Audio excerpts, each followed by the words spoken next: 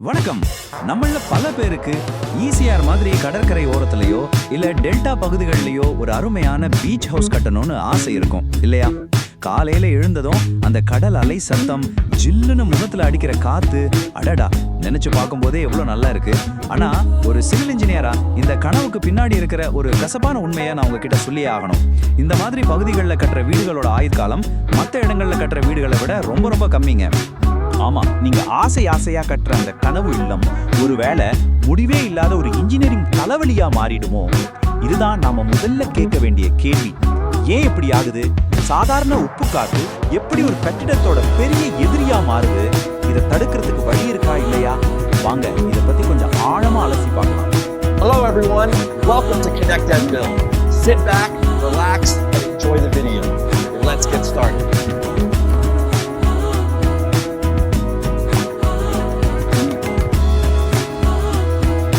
Like, share, and subscribe to Connect and Build. I have already done. Did you guys subscribe?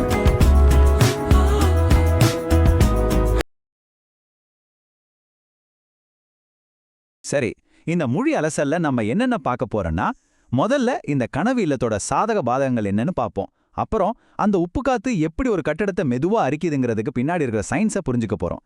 அதுக்கடுத்து புதுசா கட்டுறவங்களுக்கும் ஏற்கனவே வீடு வச்சிருக்கிறவங்களுக்கும் என்ன தீர்வுன்னு பார்க்கலாம். கடைசியா தலைமுறைக்கு நிக்கிற மாதிரி ஒரு வீட்டை எப்படி கட்டுறதுங்கிறதோட முடிக்கலாம். ரெடியா? ஆரம்பிக்கலாமா?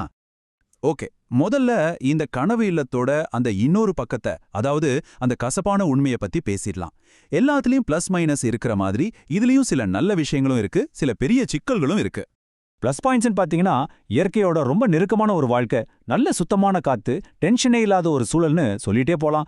ஏன் அது ஒரு ரிசார்ட்டா மாத்தி நல்ல வருமானம் கூட பார்க்கலாம். ஆனா நாம ரொம்ப கவனமா இருக்க வேண்டியது மைனஸ் பாயிண்ட்ஸ்ல தான். மெயின்டெனன்ஸ் செலவு சாதாரண வீடுகளை விட கிட்டத்தட்ட 2 மடங்கு அதிகமாகும். புயல், சுனாமி மாதிரியான இயற்கை சீற்றங்களோட ஆபத்து எப்பவுமே தொங்கிக்கிட்டு இருக்கும். இது எல்லாத்தையும் விட முக்கியமா கட்டிடத்தோட லைஃப், அதாவது ஆயுட்காலம் ரொம்பவே குறைஞ்சிடும். இதுதான் நம்ம ரொம்ப ஆழமா பார்க்க போற முக்கியமான பிரச்சனை. ஒரு கட்டடத்தோட ஆயுள எது இப்படி குறைக்குது? அந்த அமைதியான கொலையாளி வேற யாரும் இல்ல, நம்மள சுத்தி இருக்கிற அந்த உப்பு காத்து தான். காத்துல இருக்கிற ஈரப்பதமும் உப்பும் சேர்ந்து எப்படி இவ்ளோ உறுதியான ஒரு கட்டடத்தையே மெதுவா அரிச்சு அழிக்குதுன்னு இப்போ நாம சயின்டிஃபிக்கா பார்க்கலாம். இப்ப நான் சொல்ல போறது உங்களுக்கு ரொம்ப ஆச்சரியமா இருக்கலாம். நாம பார்க்குற கான்கிரீட் ஒரு பாறை மாதிரி ரொம்ப கெட்டியா சாலிடா தெரியும். ஆனா உண்மையில அதோட அமைப்பு ஒரு ஸ்பாஞ்ச் மாதிரி. ஆமா, அதுக்குள்ள கண்ணுக்கே தெரியாத கோடிக்கணக்கான நுண்ணிய துளைகள் இருக்கும். கடற்கரையோர காத்துல இருக்கிற உப்பு கலந்த அந்த ஈரப்பதம் இந்த துளைகள் வழியா ரொம்ப சுலபமா கான்கிரீட்டுக்குள்ள ஊடுருவி போயிடும். சரி, உள்ள போனதுக்கு அப்புறம் என்ன நடக்கும்? சிம்பிளா சொன்னா 4 ஸ்டெப்ல இந்த மொத்த அழிவு வேலையும் நடந்துரும். ஸ்டெப் 1 ஊடுருவதல், அதாவது உப்பு தண்ணி கான்கிரீட்குள்ள ஊடுருவது. ஸ்டெப் 2 பாதுகாப்பு வளையம் உடையதல். கான்கிரீட்குள்ள இருக்கிற சிமெண்ட், இரும்பு கம்பிகளை சுத்தி இயற்கையாவே ஒரு பாதுகாப்பு வளையத்தை அமைச்சிருக்கும். உள்ள போன உப்பு அந்த வளையத்தை உடைச்சிரும். ஸ்டெப் 3 துருப்பிடித்தல். பாதுகாப்பு வளையம் போனதும் இரும்பு கம்பி ரொம்ப வேகமா துருப்பிடிக்க ஆரம்பிக்கும். இந்த உப்பு தண்ணி ஒரு கேட்டலிஸ்ட் மாதிரி ஆக்ட் பண்ணி துருப்பிடிக்கிற வேகத்தை பல மடங்கு அதிகமாக்கிடும். ஃபைனல் ஸ்டெப் வெடித்து சிதறுதல். கான்கிரீட் ஏன் வெடிக்குது?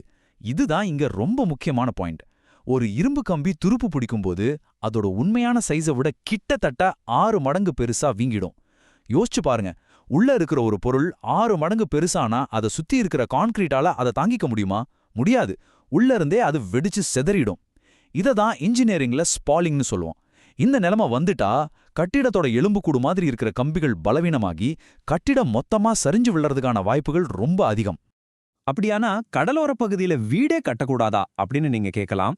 கண்டிப்பா கட்டலாம், ஆனா சரியான பாதுகாப்பு கவசங்களோட கட்டணும். அதாவது சில ஸ்பெஷல் டெக்னிக்கலை பயன்படுத்தி கட்டணும். இனிமே நாம பிரச்சனைகளை பத்தி பேச போறதில்ல, அதுக்கான தீர்வுகளை பத்தி தான் பார்க்க போறோம். முதல் பாதுகாப்பு கவசம் நம்ம பயன்படுத்துற பொருட்கள்ல இருக்கு. சிமெண்ட்டை பொறுத்த வரைக்கும் சாதாரண சிமெண்ட்டுக்கு பதிலா ஸ்லாக் சிமெண்ட் அல்லது சல்ஃபேட் ரெசிஸ்டிங் போர்ட்லேண்ட் சிமெண்ட் பயன்படுத்தணும். இதெல்லாம் உப்பு தண்ணி உள்ள வர்றத நல்லாவே தடுக்கும். அதே மாதிரி கம்பிகளை பொறுத்த வரைக்கும் சாதாரண கம்பிகளுக்கு பதிலா துரு ஏறாத கொரோஷன் ரெசிஸ்டன்ட் ஸ்டீல், அதாவது சிஆர்எஸ் கம்பிகளையோ இல்ல பச்சை கலர்ல கோட்டிங் போட்ட மாதிரி இருக்கிற எபாக்சி கோட்டட் ரீபார்ஸையோ பயன்படுத்தணும். ரெண்டாவது ரொம்ப ரொம்ப முக்கியமான ஒரு விஷயம், கிளியர் கவர். அப்படின்னா என்னன்னா, கான்கிரீட்குள்ள நாம வைக்கிற இரும்பு கம்பிக்கும் கான்கிரீட்டோட வெளிப்பக்கத்துக்கும் நடுவுல இருக்கிற அந்த தூரம்தான். இந்த தூரம்தான் இரும்பு கம்பிய உப்பு காத்துக்கிட்டு இருந்து காப்பாத்துற முதல் தடுப்புச் சுவர். சாதாரண இடங்கள்ல கட்டுற வீடுகள்ல இந்த கிளியர் கவர் கொஞ்சம் கம்மியா இருக்கலாம். ஆனா கடலோர பகுதிகள்ல இந்த இடைவெளி குறைஞ்சபட்சம் 50 மில்லிமீட்டர்ல இருந்து 75 மில்லிமீட்டர் வரைக்கும் கண்டிப்பா இருக்கணும். இந்த தடிமனான கான்கிரீட் அடுக்கு உப்பு தண்ணி கம்பியை போய் அடையறத ரொம்பவே தாமதப்படுத்தும். இது ரொம்ப முக்கியமான விஷயம்.